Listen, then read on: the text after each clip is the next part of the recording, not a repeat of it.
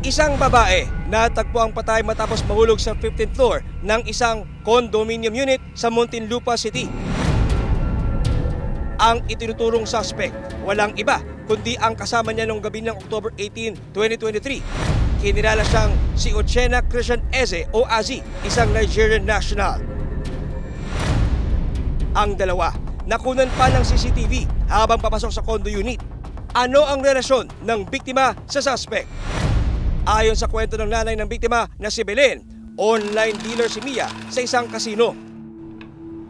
Likas daw na matulungin sa pamilya ang dalaga.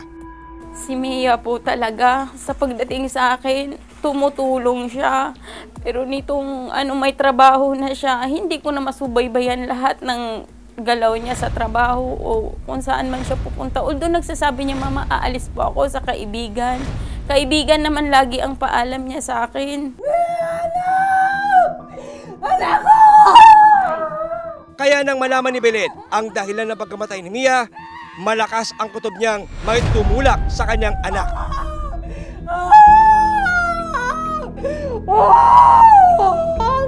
Tinulak po talaga yung Nigerian kasi may nakakita po eh.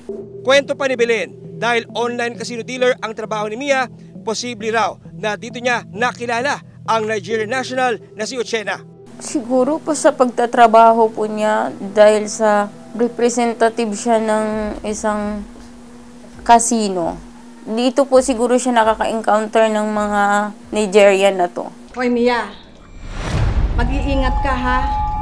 Alam mo bang napanood ko sa TV, merong mga ni-raid sila na mga online casino? Baka mamaya kung ano-anong pinagagawa sa'yo. Ano ba yan, Nay? Legal kami. Aminado si Nanay Belen na mahigpit siya pagdating sa pakikipagrelasyon ng mga anak niya, lalo na kay Mia. Hindi ko po masasabi na kinikita niya. Although, siguro nagkikita sila, pero hindi ko po alam. Kasi ang paalam niya talaga sa amin, pag umalis, kaibigan at trabaho. Kasi po, ang ano niyan, uwian na siya eh.